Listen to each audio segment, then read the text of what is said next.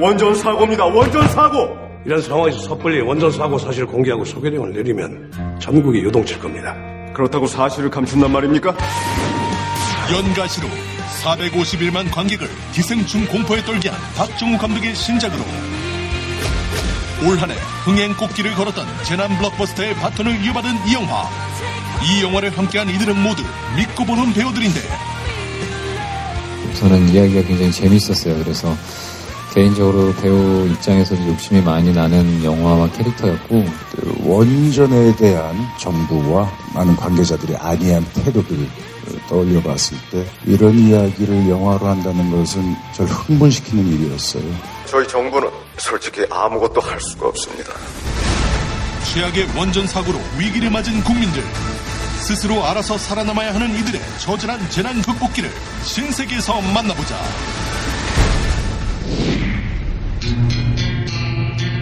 이 방송은 19금으로 과도한 비속어와 욕설이 난무하니 노약자, 임산부, 청소년은 청취를 삼가주시기 바랍니다.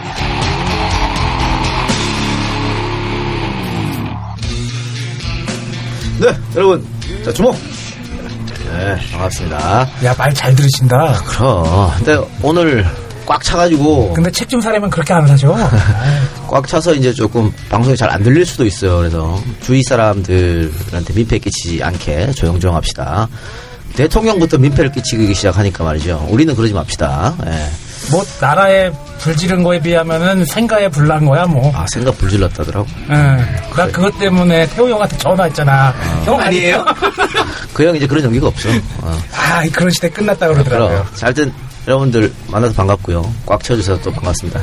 네, 저희가 1시간 정도 끝나고 좀 10분간 쉬는 시간이 있는데 10분간 쉴 때 우리 저 감독님하고 의원님이랑 같이 나가서 사인도 하고 이렇게 포토타임 갖도록 하겠습니다. 네, 너무 감사합니다. 네. 자, 들어갑시다. 이박사 이작가 EJ 그 244번째 시간 시작하겠습니다.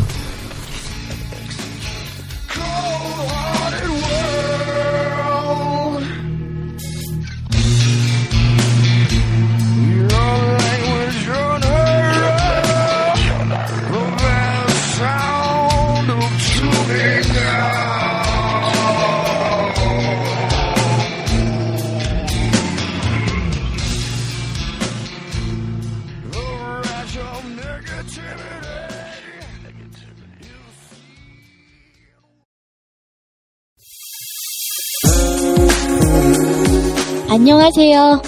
과메기가 생각나는 계절이 되었습니다. 비린내 나지 않고 믿을 수 있는 과메기를 드시고 싶으시죠? 딴지일보 기자가 구룡포 현장으로 찾아와 생산에서 포장, 맛까지 검증한 참 좋은 과메기를 권해드리고 싶습니다. 인터넷으로 참 좋은 과메기를 검색해주세요. 정말 맛있습니다.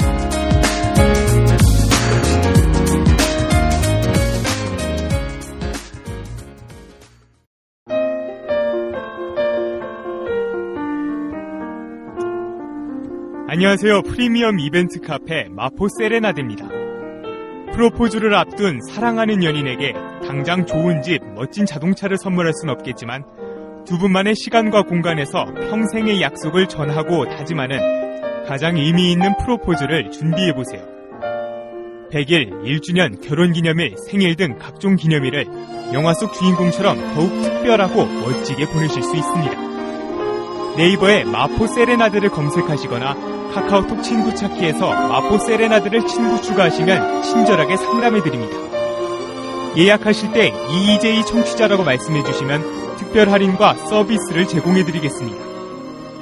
지친 일상 속에 하루쯤은 잊지 못할 소중한 추억 만들기. 이 멋진 감동을 마포 세레나데가 준비해드리겠습니다. 감사합니다.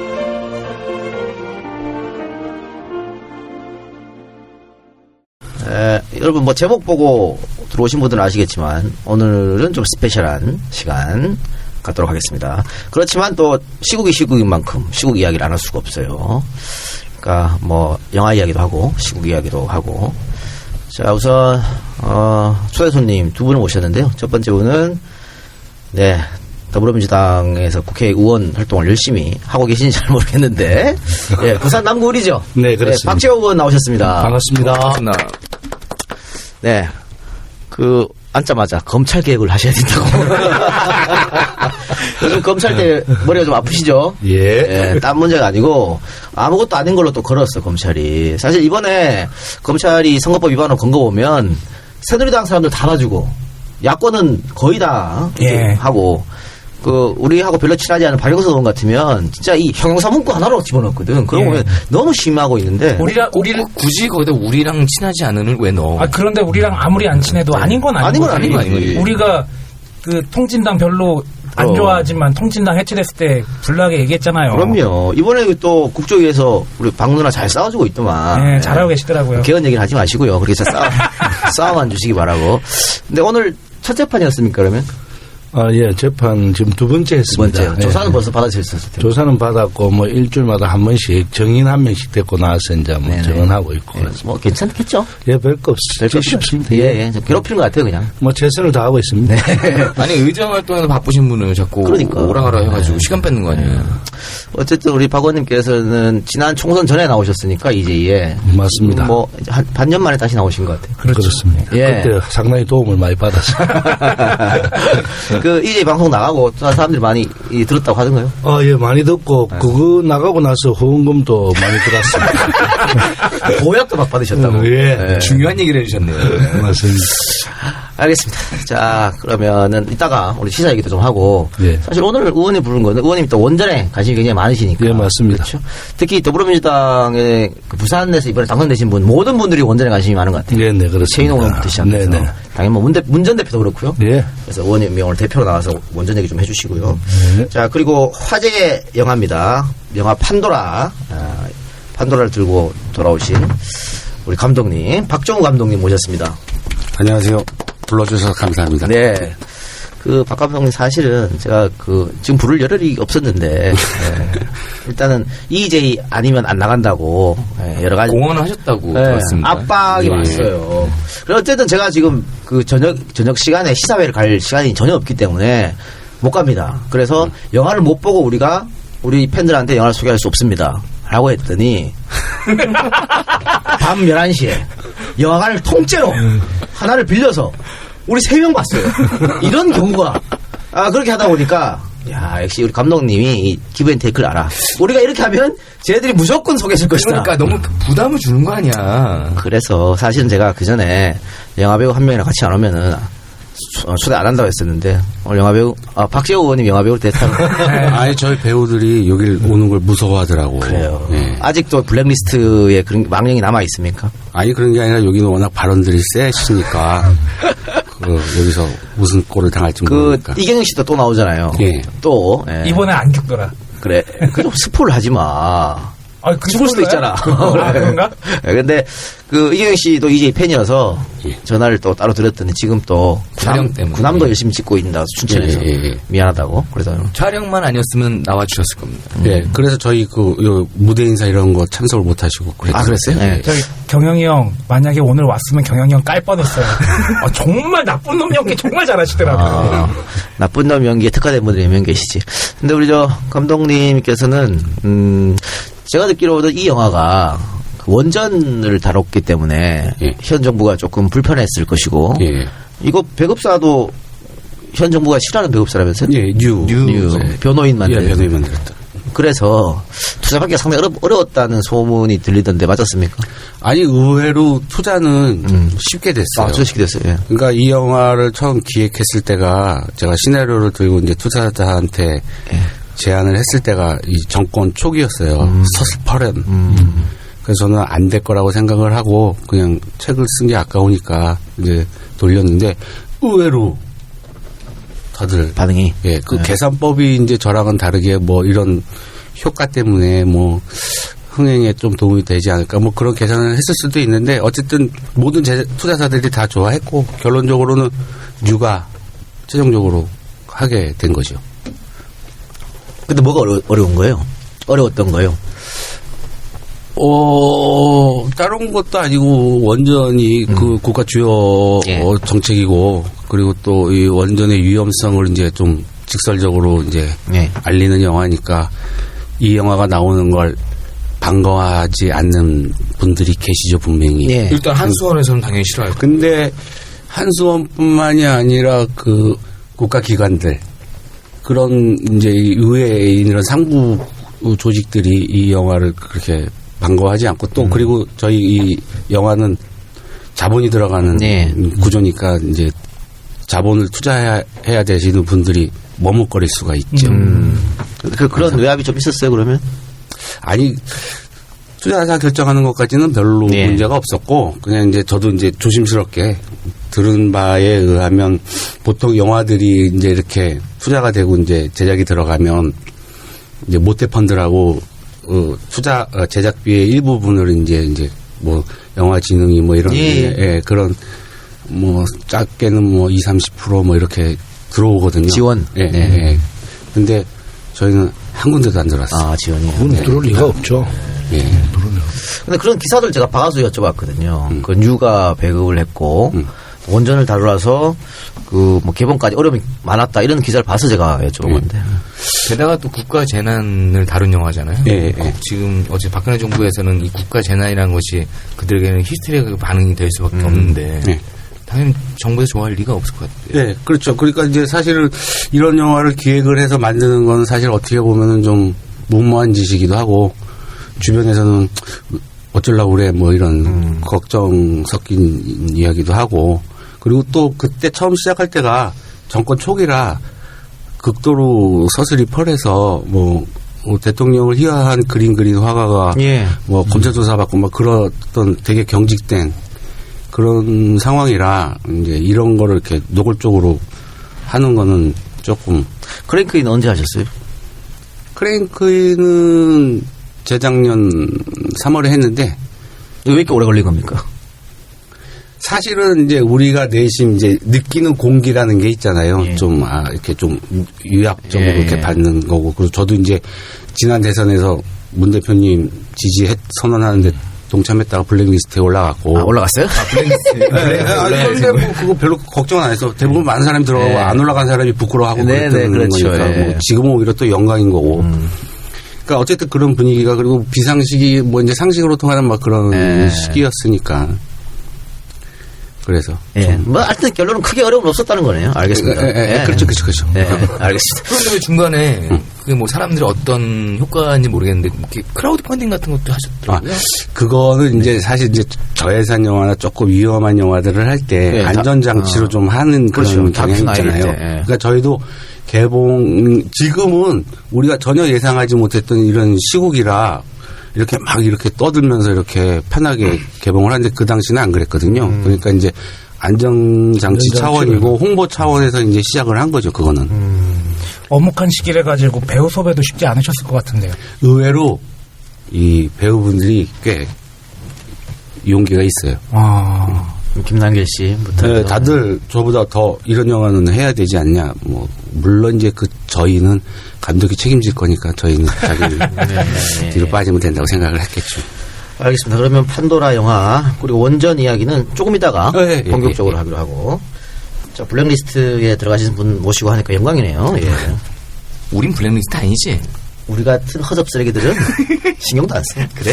다행이다. 자, 그러면은 정치 얘기, 시사 얘기 조금 해보고 합시다. 지금 오늘 사실은 뭐 아침부터 난리도 아니었습니다. 맞습니다. 야3당 대표가 만났다가 헤어졌다가 또 만났다가 무슨 뭐 2일 안에 9일 안에 뭐 정기국회 열어서 뭐 어쩌고 온갖 공방이 벌어졌는데 자, 일단은 그 더민주총에서는 당론으로 2일날 표결을 하는 걸로 확정했지 않습니까? 그렇죠.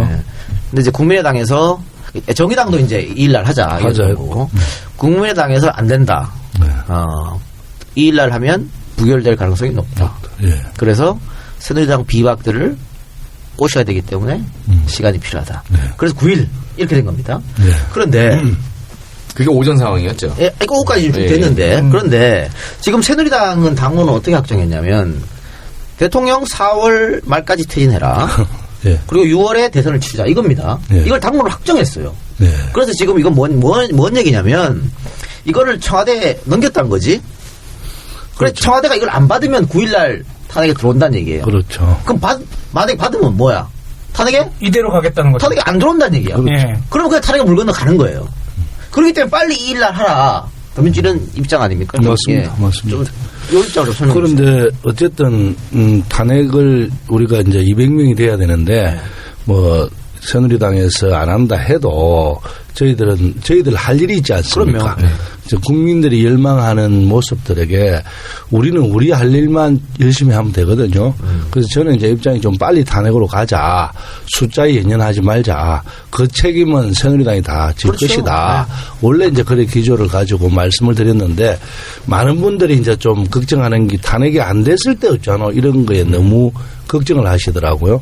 근데 이제 저희들 그 초선이나 뭐 이런 분들은 대다수 의견이 그래도 탄핵으로 빨리 가야 된다 해서 시작을 했는데 이제 날짜가 자꾸만 연기됐고 그리고 이제 2일날 하는 거로 했는데 오늘 또 국민의당에서 아까 뭐 정동영 전 의장이 발언한 거에 이야기하면 5일날 뭐 하는 거로 발의하고 나서 72시간 내니까 그래서 하는데 그게 또 5일날은 임시국회를 열려면 지금 날짜가 8, 9, 1, 2 이래 돼 있어서 새누리당이 동의가 없으면 국회를 못 연다 이런 이야기도 있고 그래서 아직까지는 논란 중에 있습니다. 예. 지금 어쨌든 지금 이 시간 현재는 국민의당이 5일 이제 투표하는 걸로 당론을 정해서 민주하고 정의당한테 제안을 한 겁니다. 그렇죠. 이걸 받아들일지 안 받아들일지는 조금 이 시간까지는 그런 상황인 것이고.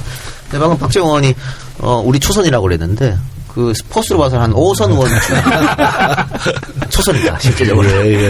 이해하세요. 부산에서 많이 떨어져서 그래요. 고생 많이 하셨죠. 고생 많이 했어요. 한 10년 늙은 것 같아. 그렇죠. 그때 회집할 때가 좋았습니까? 예, 그때가 편한 것 같습니다. 그래도 지금 이제 하고 싶은 일을 하니까 좋기는 좋은데 생각보다 국회 한 6개월 해보니까 참 이 상권 분립이 너무 안 돼 있다는 생각이 듭니다. 예. 제가 지역에 다니면서 억울한 이야기 듣고 이런 법을 고쳐야 되겠다 해서 이제 발의를 하면 여야가 합의 안 되면 올라가지도 못하고 또 국회에서는 또 이제 국가가 짠한 것 중에서 우리는 반찬만 옮기는 거 이 정도뿐이 할 수 없는 구조라서 이거는 대통령이 한마디면 관료들이 다 듣지만 우리가 아무리 좋은 의견을 이야기해도 수용이 되지 않습니다. 그래서 이게 우리나라는 상권 분립이 진짜 안 됐다라는 생각이 들고 어쩌면 조금 회의를 느낀다 할까 이 좀 시스템을 바꿔야 된다 이런 생각을 많이 들죠. 오늘 하루 국회의 모습들을 많은 국민들이 지켜보지 않습니까? 그러면 오늘 나왔던 얘기들 뭐 예의 없게 품위 없게 이러지 맙시다라고 얘기했지만 사실 일반 국민들은 그렇게 예의 없고 품위 없게 살지는 않습니다. 맞습니다. 국회의원들이 가장 예의 없고 품위가 없어요. 근데 사실로 국회의원 진짜 열심히 합니다. 가보면 열심히 하죠. 아침부터 저녁까지 일이 진짜 많습니다. 지금 또 상임위에서 자기들 할 일 법안 소임 계속 하고 있습니다. 근데 국민들이 이제 볼 때는 언론에서는 이제 최고 중요한 이슈만 다루니까 그거 말고는 안 하는 것 같지만 모두들 국가를 위해서 진짜 열심히 하고 있는데 비치는 모습은 언론에 그것뿐이 안 비치니까. 그런데 어쨌든 다들 뭐 열심히 하고 있는데 문제는 이제 탄핵 문제를 가지고 조금 이제 생각들이 조금씩은 다른 것 같아요. 여러 가지로. 상권 분립이 전혀 안 돼 있다 했는데 청와대 계셨으니까 노무현 정부 때 그때하고는 완전 다르죠. 지금 정부. 완전 틀리죠. 그때는 장관들이 토론하는 문화가 돼 있으니까 국회의원들한테 어느 이야기를 들으면 왜냐하면 민심은 국회의원들이 다니면서 밑바닥에 자기 지역에서 많은 사람을 만나잖아요. 다양한 계층에. 그래서 그런 걸 이제 장관한테 이야기하면 장관이 그 이야기도 듣고 그리고 나서 대통령한테 토론을 할 때 이런 내용도 있더라. 왜냐하면 대통령이 되고 나면 민심을 들을 시간이 별로 없잖아요. 일에 묻혀서. 그래서 장관이 이제 그런 이야기를 듣고 서로 토론을 해야 되는데 지금 이 정권 장관들은 아주 편했는 것 같아요. 왜냐하면 10시 이후 되면 할 일이 없고 순실 아줌마만 만나면 되고 그러면 뭐 아주 편하죠. 근데 그 노무현 때는 장관들이 아주 참 힘들었어요. 왜냐하면 12시에도 전화 오고 대통령이 뭐 서류 보다가 잘못됐으면 바로 이지원 스티븐으로 장관한테 이제 이거 다시 한번 체크해봐라 이렇게 했으니까. 그때 어땠습니까? 그 비서관으로 근무하셨었는데 대통령하고 정말 허물없이 이렇게 의견도 주고받고 토론도 하고 하셨습니까? 네. 그 어떤 데는 또 대통령 올라가면 이제 담배 하나 더 이러면서 담배 같이 한번 푸기도 하고 뭐 스무서 붙지만 그래서 그런 것도 있고 또 현안이 있을 때마다 불러서 말씀도 하시고 그럼 그런 걸 많이 했죠. 요즘 논란이 많이 되던데 김기춘 비서실장이 대통령이 어디 있든 청와대는 모든 것이 집무실이다. 세월호에 관저 있었다면서요. 그 청와대에 직접 있었으니까 관저하고 차이죠. 말도 아니고요. 네. 사실로는 대통령이 어쨌든 평일에는 집무실에 나와서 이제 결재도 하고 일도 하고 또 장관들 불러서 이제 토론도 하고 뭐 이런 과정을 쭉 거칩니다. 그런데 이제 집에 있다면 집무실에 관저에 있다면 우리 같으면 이제 출근을 안 한 거죠. 그렇죠. 그런데 이제 전체가 다 뭐 출근했다라는 개념으로 본다면 그거는 옛날에 박정희 시대 때 뭐 어디에 있어도 그거는 다 뭐 대통령 거니까 그게 다 가능하지만 지금은 그런 시절은 아니죠. 잘못 배워왔네. 그럼 혹시 노 대통령 시절에 뭐 이렇게 대통령이 늦잠을 잘 수도 있지 않습니까? 그래서 안 올 수도 있고 뭐 전화해서 깨우고 그럽니까? 그 늦잠을 잘 수가 있습니까? 어쨌든 그런 거 없어요? 대다수 이제 딱 정상적으로 출근을 하시죠. 아니 근데 뭐 박근혜는 뭐 계속 거기 있었다니 그래서 의문이 나서 한번 여쭤본 것 같고 우리 감독님께서는 이 판도라 영화도 직접 또 시나리오 쓰셨잖아요. 그 전에도 또 시나리오 많이 썼고. 어때요 지금 이 전국 최순실과 박근혜 이거 책으로 쓰면 아주 재밌을 것 같은데 다른 사람 쓰기에 먼저 써요. 아니 근데 이거는 책으로 써봤자 이거보다 더 재밌었어. 그러니까 제가 그 기자간담회 때 얘기했던 건데 40년을 기획했는데 그렇네요. 그 뭐 모든 장르를 총망라하고 이거를 이길 수가 없죠. SF야. 지금 영화 얘기 잠깐 하면은 아까 청와대 얘기하셨는데 청와대 장면이 잠깐 나오잖아요. 뭐 스포일러 할 수 없으니까 자세히 얘기 안 하겠는데 굉장히 지금 박재 의원님 얘기 듣고 느끼는 게 있으실 것 같아요. 그 영화 관련해서 청와대 장면 보면서. 아닌 게 아니라 제가 그 청와대가 영화의 주요 배경이니까 뭐 구조나 그 안에서 활동하시는 분들의 뭐 그런 뭐 동선이거나 공간의 구조 뭐 이런 것들을 면밀히 다 보고 또 노무현 대통령님이 이제 퇴임하실 때 그 청와대 사람들 해가지고 막 그런 자료화면들 그리고 관저 생활 그런 것 그리고 또 이전에 김대중 대통령님 그 비서관으로 계시던 분 직접 만나서 그 안에 구조가 어떻게 생겼고 어떤 일들을 업무를 보시고 뭐 그런 것들을 다 이제 기본 베이스로 하고 그리고 이제 제가 생각하는 그 당시에 지금 우리 컨트롤 타워 역할을 하는 청와대 사람들이 어떻게 이 사고가 났을 때 움직일 것이냐를 지금을 전혀 예상하지 못하고 제 상식적인 선에서 이제 그렇게 그렸는데 근데 참 잘 맞췄네. 지금 상황하고 기가 막혀. 정말 잘 맞더라고요. 세월호 참사 일어나기 전에 시나리오 쓰신 거 아니에요? 그러다 이게 직당화된 거잖아. 컨트롤 타워 없었고 우왕좌왕하고 지들 마음대로 하고 보시면 속 터질 거예요. 지진도 나고. 그러니까. 그리고 판도라 이 영화는 왜 하필 지금 개봉합니까? 지금 다 촛불 시위 때문에 영화 시장이 확 죽어버렸는데 지금 개봉해서 어떻게 하겠다는 얘기예요? 그래 일장일단이 있는 것 같아요. 이렇게 어수선한 시국에 개봉을 하는 거는 이제 저희가 좀 안전하게 개봉을 할 수 있는 그 환경이 되는 거고. 여기를 안 쳐다본다. 지금은 경황이 없으니까요. 그리고 또 반대로는 또 그렇게 시국이 워낙 엄중하고 막 하니까 버라이어티 하니까 묻힐 수도 있고. 그래서 뭐 이걸로 어떻게 판단을 해야 될지 모르겠는데 이제 저희가 생각하는 대로. 뭐, 이 일도 국가 기강을 바로잡고 뭐 질서를 바로잡는 것도 중요하지만 안전도 중요하니까 뭐 나라가 있어야 뭐 질서도 있고 기강도 있고 하는 거니까.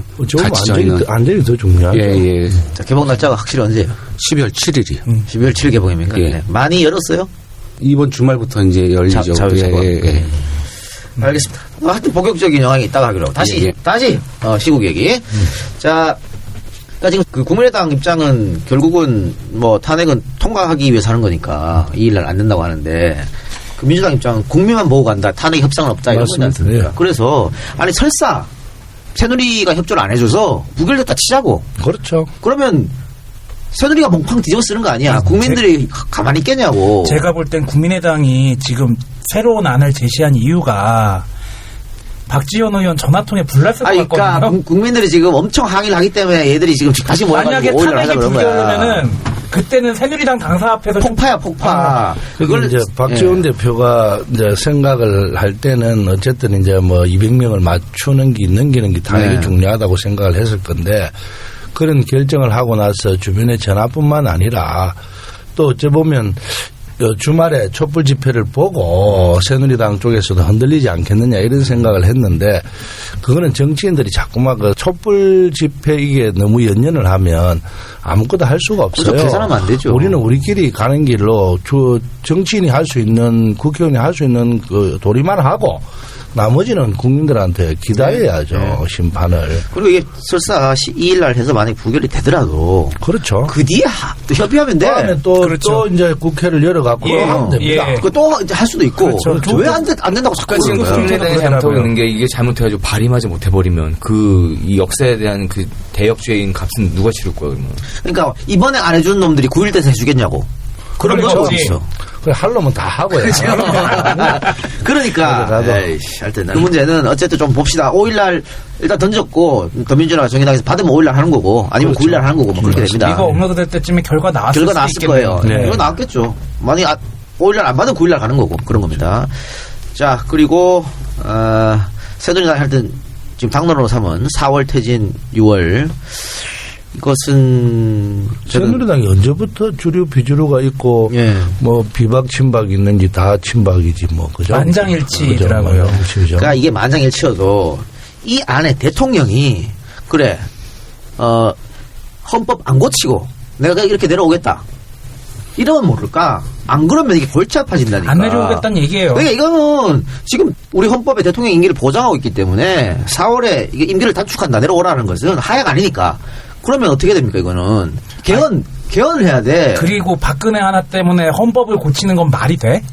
아니 그전 원포인트 개헌으로 많이 나왔지만 문제는 원포인트 개헌이 아니고 이 원포인트 개헌에다가 여러 가지를 또 섞어 넣을 수 있다고. 이거는 박근혜를 끌어내리라는 국민의 민심을 볼모로 잡아서 자기네들 정치적 이득을 취하려는 이거는 일종의 인질극이라고 봐요. 근데 국민들이 다 압니다. 국민들이 저래 하면 저기 왜 저러는 것도 다 알고 오히려 이 정치권보다 국민들이 더 똑똑해요. 박근혜 대통령께서 본인이 말씀하셨어요. 마지막 담화라고. 그 마지막 국민 담화에서 얼굴이 한 번도 알겠던데 보니까 편해 보였어요 되게. 난 10번도 더 할 것 같아요. 참 이렇게. 그래서 지금 이제 4월 6월 이런 이야기 나오니까 아마 다음 주에 또 기자회견을 해서 그걸 받는지 안 받는지 이런 이야기를 아마 하고 있는 것 같아요. 국민들이 원하는 거는 100번의 사과가 아니라 한 번의 수감이 아닐까? 그리고 대통령이 좋아. 그 여당이 이렇게 했는 걸 자기가 받았다 치자고 4월 말에. 그 약속은 또 어떻게 믿어? 그치. 못 믿지. 1차, 2차 다 거짓말했는데 그 약속을 어떻게 믿어? 그리고 특검이 아마 그 3월 말쯤에 수사 결과 나올 텐데 여기서 박근혜 죄 없다 그러면 어떻게 할 거야? 그럼 계속 가는 거야? 죄가 없네요 저는. 그럼 계속 하겠습니다를 어떻게 할 건데? 그 다음에 뭐 또 피바람 불겠지. 그러니까 이거는 이렇게 해서는 안 돼요. 바로 그냥 끌어내야 되는 거지. 뭐 4월 이런 걸 좀 합의할 필요도 없는 거예요. 이건 말이 안 되는 거고. 아니 죄인들한테 합의 보는 거 있어? 그러니까 자 그리고 이왕에 우리 박지원 의원 모셨으니까 요즘 부산이 시끌시끌합니다. 예. LCT. 예. 아시죠 잘? 잘 알죠. 이영복 사장도 잘 아십니까? 뭐 조금은 알죠. 조금 안다는 게 이영복 회장으로서 좀 받으셨습니까? 향응이나. 제가 끌을 위치가 안 되죠. 아니 자해는 안 하셨어 지금 현재. 지금 처음에 뜬금없이 박근혜가 LCT 엄난 수사해라 했을 때 막 트위터로 뭐 또 문자로 막 카톡으로 막 돌았지 않습니까? 뭐 문재인 대표하고 연관이 있다. 문 대표가 제일 많이 받아먹었고 그리고 지금 부산에 있는 더민주 의원들이 많이 엮였을 것이다. 뭐 이렇게 그래서 제가 여쭤봤어요. 그래서 제가 이제 이런 이야기했으면 어떤 기자가 묻기에 문재인 대표가 조금이라도 받았다면 진짜 대통령이 될 사람이다. 아유 그럼. 왜냐하면 그 정도로 할 수 있다면 얼마나 큰 용기가 있겠노. 근데 문재인 대표는 얼굴을 잘 모른대요, 그 사람. 이영복. 이영복. 상식적으로 말이 안 되는 게 당시 이영복이 가진 혜택으로 LCT를 세웠을 때가 부산이 민주당이 아무것도 없죠. 조경태 있었잖아. 그분? 유명한 분이 있었죠. 조경태 빼고 싹쓸이 했을 때 아닙니까? 그렇죠. 아무도 없었죠. 그럼 그 사람들이 구청장도 한나라당 전부 다. 그렇죠? 네. 시장도 국회의원도 다. 그럼 이영복은 당연히 힘 있는 그쪽으로 갔지. 왜 민주당한테 가? 그치, 와이로는 힘 있는 쪽으로 찔러야 될 거 아니야. 그럼 당연하지. 참고로 재인이 형은 상지대에서도 쫓겨난 분이야. 어떡해. 그럼 로비를 하려면 그쪽을 하는 거지. 우리 쪽은 아예 그런 게 없으니까. 그러면 뭐 이 얘기는 우리가 상식적으로 봤을 때 말이 안 된다고 생각하는데 지금 부산에 있는 유권자들 혹시 어떻게 생각하고 이게 막 너무 뿌려져가지고 문재인이 받았다 뭐 이런 얘기가. 그거는 뭐 다 안 받았는 거로 다 생각은 해요. 전혀 문제가 없고. 부산에 있는 그 새누리 의원들은 어때요? 좀 떨고 있습니까? 일부 안 그렇겠습니까? 일부는 저도 잘 이름은 모르겠는데 한 일부는 좀 그런 거 없고. 박재우 의원의 표정을 보여드리고 싶어요. 아는데 말을 못하겠다는. 아니 그렇게는 이제 뭐 대충은 알죠. 이제 어쨌든 어떻게 될지는 모르지만 또 뭐 그 수사라는 거는 저가 하다 보면 또 나오고 할 수도 있고 또 뭐 입 다물면 어쩔 수 없이 이제 정황 증거로 또 할 수도 있고 뭐 그렇겠죠. 그래요. 현교안 전 수석이 또 자해 쇼를 마시고 이번에 쇼야? 쇼지 뭐 쇼가 마시고 또 이번에 저거 나왔더라고. 향응을 한 20차례 정도 받았다. 음방 가가지고요. 2차까지 올라가셨더라고요. 그런 것도 나왔어요. 네, 나왔어요. 오늘 보도에 나오는 거 보니까. 가정기관 무섭다. 현교안이 친박이니까. 진박이고 부산에 의원에 있었고. 그렇죠. 아마 그쪽도 이제 좀 연관이 있지 않을까. 파다 보면 그것도 최순실이랑 연관이 있을지도 몰라. 또 포스코가 관련돼 있기 때문에. 그렇죠. 최순실이랑 그 최순득이는 둘 다 너무 부지런해. 대한민국에 오만 대 다 있어요. 원래 범죄를 저질러면 부지런해야 되는 거야. 아니 처음에는 좀 조심 안 했겠어요. 그런데 뭐 해보니까 관료들 말 잘 듣지 뭐 다 말을 잘 들으니까 뭐 막무가내로 한 거죠. 그래서 우리나라 이제 관료사회나 이런 데가 너무 자기 안위만 생각을 하는 소위 말해서 이제 우리나라의 인텔리젠저라는 사람들이 돈과 권력 앞에서 완전히 노예가 된 세상이거든요. 그래서 자식들 후세대한테 우리가 민망하죠. 그런 거 보면. 그 일각에서는 지금 부산지검이 수사를 하고 있는데 부산에 있는 검찰들도 이영복도 안 먹은 사람이 없을 거라는 얘기도 있던데. 뭐 그런 이야기도 많이 들립니다. 그렇죠? 지금 많이 들리고. 그거는 뭐 어쨌든 알 수는 없는데 많이 들리죠. 예, 알겠습니다. 하여튼 뭐 더불어민주당 혹은 문 전 대표는 아무런 관련이 없다는 거고. 자, 다른 얘기 한번 봅시다. 그 특검의 박영수 변호사가 임명이 됐습니다. 예. 임명이 돼서 뭐 또 이건 뭐 박지원이 설계했다 뭐 또 난리. 이거 왜냐면 그 국민의당이 추천한 사람을 선택했으니까. 근데 이거는 너무나 당연한 거야. 대통령이 민주당 추천을 받아들이겠어? 그렇죠. 당연히 국민의당 가는 거지. 가는 거고 사람들이 뭐 여기도 연결됐고 저기도 연결됐고 뭐 누구랑도 친하고 하는데 이 박영수 변호사쯤 되면요. 다 알지 않나? 다 알아. 그치. 다 알아. 그 노무현 정부 때 중수부장 하셨죠. 네. 김대중 정부 때도 청와대에 있었죠. 그쯤 되면은 뭐 검찰의 유력 인사들 모르는 사람이 없겠죠. 그래 걱정할 거 없고 제가 여러 명한테 물어봤어요. 변호사들 전혀 그러니까 보수 진보 다 물어봤어. 근데 다 괜찮대. 아니 사람 참 괜찮습니다. 그분이 참 괜찮고 인품도 있고. 아세요? 네, 좀 알죠. 거기에다 우병우 라인이라고 그러는데 이거는 이동영을 오창석 라인이라고 얘기하거든요. 야, 가만히 있던 창석이 갑자기 1패야. 아니, 그리고 이분이 또 공명심이 있다고. 공명심도 있고. 자기 명예심도 있고. 그래서 그 공명심 때문이라도 수사를 잘할 것이다. 또 감투 욕심도 있다더라고. 그래서 이걸 잘하고 또 좋은 데 갈 수도 있다. 그러니까 잘할 것이다. 그러면서 딱 보여줬잖아. 그 팀장에. 네, 맞습니다. 윤석열 의원이세요. 있겠으니까 여러분 너무 걱정하지 마시고요. 좀 지켜봅시다. 와, 윤석열 검사는 그랬다면서요. 야, 너 이제 그만두고 나와. 때려쳤는데 나는 아직 남아서 여기서 할 일이 있어. 결국에는 이렇게 또 돌아오는군요. 그리고 이 박영수 변호사가 혹시라도 장난질 하려고 그러면 밑에 또 특검보, 또 지금 주사팀장이고 윤석열 검사 특검보가 있기 때문에 쉽게 못해요. 아니, 그분 인품이 괜찮습니다. 잘 할 겁니다. 인터뷰 보니까는 국민들이 원하는 바가 어떤 건지를 일단은 잘 이해를 하고 계시더라고요. 그 7시간에 대한 이야기도 자기는 분명히 정확하게 수사를 할 것이다 라고 얘기를 일단 해주셨습니다. 처음으로 성공하는 특검 좀 봅시다. 진짜로 그러니까. 우리 진짜 좀 법의 잣대가 정확해야지 국민들도 따르고 하죠. 법의 잣대 잘못 받으신 우리 의원님께서 잘못하면은 정말 어렵게 얻은 의원직이 날아가진 않겠죠? 아이고 뭐. 왜 자꾸 여러 번 물어봐? 아무 일도 아니라면서. 근데 아무 미래는 없습니다. 할 거 다 했고 뭐 다 해봤고 뭐. 뭘 다 해봤습니까? 6개월을 하셔놓고는. 아니, 그래도 할 수 있는 뭐 청와대 비서관도 했고 체육진흥공단 이사장도 하고 다 했어. 그래도 어쨌든 이번 선거에 내가 할 수 있는 거는 뭐 세 번 때린 데는 돈을 갖다 주겠어요. 뭐 하겠어요. 아무것도 없어서 깨끗하다고 생각하고 자신 있게 재판 받고 있습니다. 청와대 뭐 무슨 민정비서관 계셨어요? 아니요. YS 때 내가 청와대 5년 동안 비서관을 했습니다. 그리고 노무현 때 청와대 정무비서관. 있었고 체육진흥공단 이사장. 체육진흥공단. 그래 김무성하고 붙었죠. 그렇죠. 맨 처음에 그죠. 두 번째도 김무성 붙었던 거 아니에요? 그렇죠. 그래서 김무성 선배에 대해서 잘 알죠. 의미심장한 이 타이밍에 웃으면 안 되는데. 이번에 이제 김무성 전 대표가 이제 발언을 할 때 저는 그분이 사실은 이번으로 의원직은 끝낸다. 그런데 국민들한테 진짜 잘못했다. 그래서 내가 참 참회의 마음으로 내가 할 수 있는 거 이런 노력을 해보겠다. 이렇게 했으면 오히려 국민들이 진짜로 참 그렇구나라는 생각을 할 건데 항상 자기 거는 안 버리고 계속 하려 하니까 이제 그런 문제가 생기죠. 그렇죠. 대선 후보는 포기하겠다. 그 정치인들이 이제 부끄러울 줄 알아야 되거든요. 그러니까 대통령도 마찬가지고 인간이라는 게 부끄러움 모르면 인간입니까? 근데 지금은 저 집단은 부끄러움을 모르는 것 같아서 계속 자기들이 다 할 수 있는 것처럼 그리고 정당은 심판을 안 받으면요. 이 뭘 잘못했는지 몰라요. 예.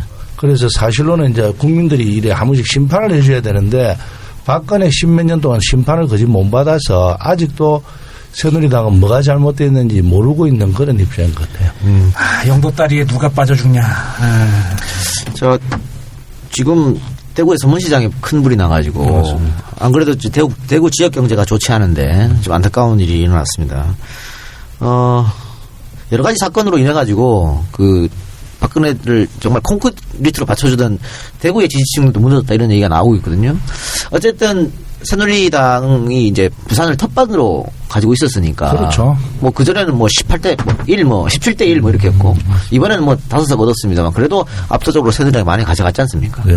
이번 이 최순실 박근혜 게이트 터지고 나서의 부산 민심은 좀 어떻습니까? 많이 돌아왔죠. 많이 돌아왔는데 이제 이런 이야기를 하죠. 나이 좀 드신 분들은 이제 뭐 그래도 어쨌든 불쌍 안 하나. 우리 다음에 내가 찍을게. 그런 이야기는 하죠. 그래서 저는 또 이런 말을 합니다. 어머니 아버님들 어쨌든 다음 세대는 자식 세대 아닌겨. 이제 아들이 좀 찍으라는 거죠. 좀 찍어서 막 이라고 내가 말죠. 많이 이게 체감 하시는 많이 체감은 하죠. 그래도 이제 옛날에는 열렬 지지파들이 진짜 많았는데 지금은 그분들은 목소리를 잘 못 내고 또 자기들도 잘못 찍었다 하는 분들도 좀 많고 좀 미안해하죠. 옛날에 의원님 막 시장 돌아다니시고 하면 참 사람은 좋은데 당이 이렇게 많이 들으셨잖아요. 그렇죠. 요즘 빨개이라는 소리 듣고 오만 소리 다 들었죠. 근데 요즘 그런 소리 안 듣습니까? 요새는 그런 소리 안 듣습니다. 오히려 더 되고 나서 이제 자주 가니까 더 좋아하죠. 옛날 국회의원은 안 그랬는데 니는 되고 나서 이제 약속은 지키네 이런 소리는 듣고 그래서 다니면 재미도 있고 그래요. 지역구는. 그러면은 혹시 뭐 조기 대선이 벌어지든 어떻게 하든 부산에서 한 50% 이상 기대해도 되겠습니까? 그렇죠. 어쨌든 대선되면 전번에 40%였으니까 이제는 50% 넘게 받아야죠. 알겠습니다. 부산에서. 네. 자, 이 시사 얘기를 하는 거를 감독님이 끼어들 틈이 없었는데 끼어들어도 돼요. 아닙니다. 네. 재밌습니다. 지금. 뭐 영화판이 좌빨로 도배가 됐다 이런 말도 있었었고. 네. 네. 이명박 박근혜 정권 때. 네. 그리고 뭐 여러 가지 뭐 블랙리스트도 나왔고 아까 지원 얘기도 해서 뭐 지원 다 안 해주고 뭐 그런 게 있었지 않습니까? 네. 근데 영화인들끼리는 그런 얘기 혹시 많이 했습니까? 우리가 조금 불이익을 받는다 이런다든가. 아니 의외로 영화 하는 사람들이 다르게 얘기하면 좀 사회 불평불만이 조금 많은 예술인들. 예. 그러니까 이제 그런 게 조금 자기의 그 표현의 역량이라고 생각을 하는 그런 경향이 있죠. 그래서 뭐 이전에 우리 노무현 정권 때도 불만이 있었고, 다만 이제 차이는 그때는 자유롭게 했었으나 지금은 그게 이제 눌려지니까 오히려 더 그거에 대해서 또 반발심이 많고 이제 또 응집력이 좀 더 있는 거죠. 근데 이제 예술인이기 전에 또 한 가정을 꾸리거나 뭐 이제 사회인이고 하니까 이제 그런 데서 오는 갈등 뭐 이런 것들이 늘 이제 발목을 잡는 것이. 네. 그게 문제지. 그래서 이 사람들이 얍삽한 거야. 밥줄을 끊어버리거든. 그게 제일 치명적이죠. 네. 예전에 잠깐 뵀던 어떤 모 제작자분께서는 그런 얘기 하시더라고요. 영화를 제작하는 사람들, 영화 출연하는 사람들이 어떤 걸 이야기하냐. 역사를 공부하고 사람 사는 이야기를 이야기하는데 어떻게 이 사람들이 말도 안 되는 수구적인 판단할 수 있겠냐. 사람들은 정상적인 판단한다. 그게 만약에 지금 정부가 말하는 좌빨이라면 우리는 좌빨일 수밖에 없다. 그런데 뭐 변호인 만드셨던 감독님은 그 뒤로 뭐 그냥 들리는 소문에 다른 영화 못 만들고 막 그런 얘기. 제가 그 얘기는 들었어요. 그러니까 그런 영화를 만들거나 뭐 이제 그런 결과물들을 낸 사람들은 제작사랑 감독이랑 더 지금의 블랙리스트랑은 차원이 다른 완전 블랙리스트. 구체적인 블랙리스트. 네. 그래서 이제 그런 감독분들이 책을 써서 이렇게 어느 제작사로 넣으면 거절이 된다거나 아니면 그 제작사가 투자사로 넣으면 거절을 당한다든가. 그래서 그 감독님은 아마 지금 중국에서 그러니까요. 준비하시다가 또 사드 때문에 또 그런 얘기 들어서 이 정부가 그냥 여러 가지로 죽이고 싶겠구만 이 정부를. 갑자기 손체험이 생각난다. 좀 이렇게 울 때가 안 맞냐. 그래, 아니 뭐 이 정부는 뭐 그 민간 기업 회장 보고 나가라고 하는. 그러니까. 북조선 인민공화국이야. 아니 그래도 그 기저에서는 사람들이 뭐 영화인뿐만 아니라 많은 곳의 사람들이 옳은 생각을 가지고 있는 것 같아요. 야 진짜 이렇게 하려고 우리가 그저 산업하니 민주화니 이래 고생하면서 이런 시스템을 만들려고 한 건 아니잖아요. 그렇죠. 예술인은 어쨌든 사회를 자꾸 발전시키고 뭐 비판은 다 들어야지 또 한 단계 발전하죠. 그런데 그런 까지 다 봉쇄하니까 노무현대 얼마나 많은 욕을 했어요. 우리 예술인들이. 그래도 노무현 대통령 그런 생각을 전혀 안 했잖아요. 왜냐하면 비판은 받아들여야지 또 새로운 문화를 창조해 나가는 거니까. 그런데 이 정권은 진짜 우리가 봐도 참 있을 수 없는 진짜로 기태의 어제 홍익표 의원하고 만나니까 자기가 그 발언하고 나서 동네 사람들이 그래 욕을 하는데 요새는 네 말이 진짜 맞다. 성견지명이 있었다고. 체육공단 이상하셨으니까 지금 뭐 정유라 사태 이렇게 보면 이런 것 같아. 이 문화는 차은택이한테 주고 체육은 김종한테 줘가지고 맞아요. 양 사이드로 다 먹으려 했던 것 같아요. 근데 원래 이게 체육계가 그렇게 좀 빼먹기 쉬운 구조입니까? 생각보다 체육계가 좀 이래 올바른 반항하고 이런 사람들이 별로 없어요. 순응하는 그냥 운동선수들 출신들은 대다수가 조금 이제 관에 기대는 경향이 많았죠, 우리나라가. 그래서 이제 관치주의에 젖어져 있는 경우가 많아서 어쩌면 체육계가 가장 편할 수는 있었죠. 상하 명령 수직구조. 네, 수직구조고 또 명령하면 듣고 그러니까. 근데 저는 그 장면 보고 놀란 게 그때 그 동계올림픽 조직위원장, 그다음에 이제 또 최문선 강원도지사, 근데 그 사람들을 옆에 놓고 김종인가 또 중간에 서 있는 거 보고 차관이 저래 못하거든요. 우리 있을 때는 그런 일이 없죠. 장관도 그래 못합니다. 조직위원장이 중간에 엮고 이래 하죠. 근데 참 저 친구가 옛날에 이제 제가 공단 이사장 할 때 아마 한양대학교 교수를 해서 내가 한번 보고 이랬는데. 그 참 사람이 착했는데 그래까지 변질을 되라고 저는 생각을 못했어요. 그럼 평창 동계올림픽에도 최순실의 손길이 많이 뻗쳐 있겠네요. 당연하겠죠. 그래서 많이 지금도 우리 안민석 의원님이 체육 쪽에 또 온감 밝으셔서 많이 밝혀내기도 하고 그러고 있습니다. 지금 김종 전 차관 얘기하셨는데 그 안종범 수석도 그런 평가를 받더라고요. 그 사람을 사적으로 아시는 분들이 그 사람은 그냥 꼼꼼하고 그런 학자다. 근데 저 사람이 왜 저기 와 있냐? 라는 얘기를 하더라고요. 그런 것 같아요. 왜냐하면 최순실이가 불이기 좋은 사람이 착해야 됩니다. 첫째. 반항 안 하고. 이 작가 같으면 안 되겠네요. 뭐 불가능하죠. 여기 있는 분들은 다 안 돼요. 아무도. 왜냐하면 조금이라도 방골거질이 될 사람은 그거 못 있습니다. 알겠습니다. 자, 그러면 광고 듣고 와서 본격적으로 판도라 이야기 또 원전 이야기 해보도록 하겠습니다.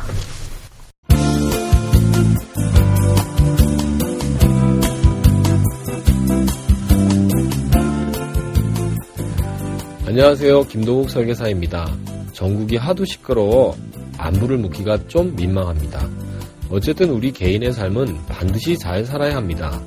매일매일 치열하게 살지만 나아지지 않고 달라지지 않는다면 이제는 제게 상담 한번 신청해 보셔야 하지 않겠습니까? 재무 상담은 모든 분들이 한 번쯤은 건강검진처럼 받아보셔야 합니다. 이런 분들 연락 주세요.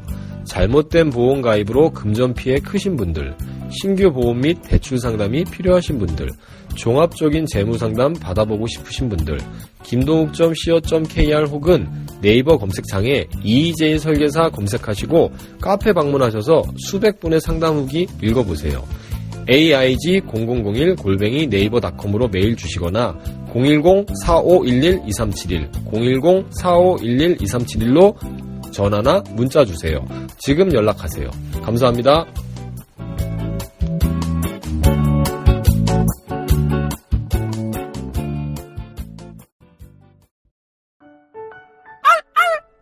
간식 주세요. 착하지 우리 최욱이. 자, 최욱이 손. 옳지. 간식. 최욱이 앉아. 옳지. 잘한다. 간식. 그래. 최욱이 이번엔 2단 점프. 아, 나 이런 주인 새끼. 간식 달라고. 도구바에서 정성스럽게 만든 수제 간식. 주문 즉시 만들어 신선한 수제 애견 간식. 애견 간식 쇼핑몰은 도그바. 첨가물 0%의 건강한 수제 애견 간식을 도그바에서 만나보세요. 애견 간식 쇼핑몰은 역시 도그바. 네, 광고 듣고 왔습니다. 자, 일단 이 영화를 왜 만드셨어요? 제작 의도. 그 시기에 제가 이 이야기를 시작할 때 후쿠시마 원전 사고가 전에 났었거든요. 근데 이제 제가 그 전부터 이제 원전에 대한 정보는 좀 있었는데 사실 안전에 관해서는 저희 나라보다 일본이 그래도 조금 더 낫잖아요. 그렇죠. 근데 일본도 저렇게 됐는데 그럼 우리나라는 안전이 조금 더 미흡할 텐데 그럼 분명히 뭔가 대책을 세우고 뭔가 준비를 하고 막 다시 점검하고 이래야 되는데 그냥 없었던 것처럼 슬쩍 지나가더라고요. 그냥 언론 몇 개에서 특집기사 내보내고 이러면 안 되는 거 아닌가. 그래서 뭔가 제가 또 그 당시에 또 재난영화를 한 번 더 하고 싶었던 게 있었고 해서 그냥 후쿠시마 원전이 있었고 아마 그 형태나 이런 것들은 체르노빌도 어느 정도 좀 같이 섞은 거예요. 예, 섞은 거 맞아요. 원님은 영화는 아직 개봉이 안 하니까 못 보셨고. 그래서 내가 의원실 비서관하고 통화를 또 했는데 다들 알고 있더라고요. 알고 있죠. 그만 그래, 같이 보자 뭐 이라고 했습니다. 그래서 한수원 사장도 같이 데리고 가서 보자. 싫어하실 거예요. 그 예고편만 보셨죠? 네. 근데 아까 뭐 예고편 보고도 너무 잘 만든 것 같다고. 그죠. 그 영화의 이제 주 무대에는 어디로 하신 거예요? 그 사투리가. 사실은 고리 1호기가 모델이었어요. 처음 제가 쓸 때. 그래서 명칭도 고리 1호기였고 동네 이름도 월렐이었어요. 경상도 사투리 쓰대요. 예, 썼어요. 경상도 사투리 써요. 근데 이제 일단 뭐 촬영 여건이나 뭐 그 월렐에서 협조를 받았다가 쫓겨났거든요. 처음에. 그러니까 이제 그 아시겠지만 원전 지역 주민들이 이렇게 두 패가 있잖아요. 그렇죠. 찬성하는 쪽과 반대쪽. 좀 지원을 받은 쪽은 찬성이고 이렇게 반대고. 돈으로 그래 만듭니다. 네. 그래서 이제 반대 그 원전을 지원 받으시는 분들이 이제 불편해하니까 이제 나가달라 그래서 이제 엉뚱한 강원도 가서 이제 강원도 갔죠. 네, 촬영을 했는데 또 저희가 이제 준비하기 전에 이제 너무 특정 지명을 정확히 하면 조금 여러 가지 부담이 있어서 그냥 그 동남권 지역에 있는 어떤 오래된 노원전이다라고 그냥 설정을 해서 그래 안 해도 넓은 땅이 아니어가지고 알죠. 그러니까 지금 보면 아까 월성 말씀하셨는데 이제 경주에 있는 것이고 그렇죠. 그다음에 울산, 부산, 울진 이렇게 쭉 동남권에 집중돼 있습니다. 그래서 아마 고리에만 10기가 지금 있고 8개 있고 2개는 좀 짓고 있습니다. 짓고 있고. 그래서 이제 부산 쪽에 있는 국회의원들이 많이 관심이 많죠. 관심이 많은 것 같아요. 왜냐하면은 뭐 다른 쪽에는 이게 다들 새누리가 싹쓸이하고 있기 때문에 나설 수가 없는 것 같고요. 야당 의원들이 이제 하는 것 같은데 언제부터 직접적으로 관심을 가지겠어요, 의원님은? 아니, 아까 이야기했듯이 후쿠시마 사태, 그거 나고 나서는 이제 부산 사람들이 조금은 이제 경각심을 가지기 시작을 했죠. 그러면서 이제 안전불감증이 한손에 너무 많이 퍼져 있어요. 그래서 그런 걸 이제 제가 의원대가 계속적인 법안도 내고 발의도 하고 또 우리 지역도 바다를 이렇게 끼면 20km도 안 돼요. 이게 대다수 이게 부산에 뭐 근 한 50km 안에 근 380만 한 500만이 사는 그런 지역이니까 아주 위험하죠. 그렇죠. 근데 이제 원전 고리 1호기를 만들 때는 그때는 이제 아주 옛날 아닙니까? 그죠? 그 40몇 년 전이니까 그때는 그래 사람이 별로 그래 많이 안 사는 우쪽이었는데 지금은 이제 그 부근에 이제 개발되면서 엄청나게 많은 숫자가 들어와 있는데 그 안전에 대해서 사실은 아무리 강조해도 그게 없는데도 그래 국회에서 이야기해도 그게 잘 안 되더라고요. 그리고 또 원전 마피아가 너무 세요. 진짜 그 엄청난 그 금액이거든요. 그게 뭐 원안이 원전 안전위원회도 그 사람들이고 뭐 다 그래요. 그게 엄청난 압력을 받았을 겁니다. 제가 봐도. 그 감독님 아마 취재를 오랫동안 하셨을 것 같은데 일단 후쿠시마는 지진에 의한 쓰나미로 이제 그렇게 된 거고 지금 이 판도라 영화도 지진이 원인인 거죠? 예. 근데 이제 더 디테일하게 들어가면 이제 후쿠시마는 이제 그 냉각 발전기가 비상 발전기가 물에 침수가 돼서 이제 그 전력 상실이 이제 원인이 된 거고 그 발전소는 365일 24시간 계속 전기가 모터가 돌아야 냉각수를 공급을 하니까 그래서 멈춰 선 거고 저희는 이제 또 다른 가능성으로 이제 지진으로 그 안에 있는 구조물들이 균열이 생기면서 냉각수가 새는. 근데 지금 그 한송원에서는 뭐 진도 7 정도 지진이 와도 견딜 수 있다. 그러니까 제가 자료 조사를 해보고 그리고 저희가 그 80년대 그 우리의 건축 기술을 감안을 하면 많이 지금보다 훨씬 뒤떨어지고 그리고 또 저희가 알다시피 설계도대로 안 짓잖아요. 많이 빼먹고. 그리고 사실 지금 뭐 원전 납품 비리 뭐 이런 것도 많고 막 불량 뭐 그러니까 아무리 7이라고 해도 그 밑에서 지진이 나도 안전하다고 확실히 보장할 수는 없을 것 같고 제가 조사를 그러니까 뭐 진도 7이라고 해도 지금 감독님 말씀처럼 이게 월속 1호 같으면은 30년 전에 그렇죠. 지어졌고 그래서 사실 이 생명이 끝나는 건데 지금 늘린 거죠. 그렇죠. 늘렸죠. 고리도 늘려갖고 하다가 이제 얼마 전에 폐쇄 결정이 됐는데 이제 몇 년 있으면. 근데 이제 제가 그 보면 폐로 결정을 하고 싶어도 못하는 게 우리나라한테는 폐로 기술이 없거든요. 그리고 폐로 하려면 몇천억, 돈이 더 많이 들고. 그러니까 하고 싶어도 못하고 그냥 어쩔 수 없이 계속 돌리고. 또 방사선 폐기물이 있어서 쉽지가 않습니다. 그걸 어디다 처리할 방법도 없고. 그리고 이제 고준위 방사선 폐기물이 사실로 사람으로 치면 이제 뭐 음식을 먹으면 항문이 있어서 나오잖아요. 항문이 없는 겁니다. 그렇죠. 엄청난 숫자가 거기에 있죠. 그러니까 뭐 고급 호텔 지어놓고 화장실이 없다 이런 얘기도 그렇죠. 있더라고요. 발전소마다 다 이제 그걸 그게 안 되니까 어디 옮길 데가 없으니까 그 주변에 콘크리트로 이제 해가지고 묶고 있죠. 저희 그 저장소로 나오는 지금 말씀하신 이 모든 내용이 영화에 나오는데 진짜로 연구를 많이 하셨네요. 그 해체하는 기술이 없다고 하셨잖아요. 근데 사실은 우리가 그 원전을 짓는 기술은 세계적이라고 그러더라고요. 그렇죠. 그런데 지금 다들 이 후쿠시마 사태 때문에 전 세계에서 이제 원전을 다 없애는 추세이기 때문에 오히려 이 해체 기술을 빨리 배워야 우리가 더 해외에 나가서 돈도 많이 벌고. 그것도 산업입니다. 그러니까. 그렇죠? 해체 산업. 그러니까 우리는 굴러가야 되는데 우리는 지금 계속 그 기술은 안 배우고. 그게 창조 경제인데. 자꾸 더 짓는단 말이죠. 그걸 이제 하자고 국회에서 이제 자꾸만 건의를 이야기를 하고 있고 이제 그 미래부에서도 그걸 하겠다라고는 하고 있는데 아직까지 확실하게 그쪽으로 완전 방향 전환을 안 하고 있는 것 같습니다. 그리고 또 좀 무서운 게 뭐 일반 국민들도 저도 마찬가지였습니다. 원전 뭐 저기 있지 뭐 안전하대. 그리고 우리나라는 지진이 안 나잖아. 라고 대부분 국민들이 생각을 했었는데 지진이 났잖아요. 그렇죠. 그것도 경주에서. 월성이 있는. 우리가 감당하지 못했던 규모의 지진이 났다는 거죠. 그럼 더 이상 안전지대가 아니라고 되니까 이 영화가 그냥 영화가 아닐 수 있다는 공포가 오는 거죠. 그 지진이 일어났을 때는 영화가 한참 하고 있을 때입니까 그때?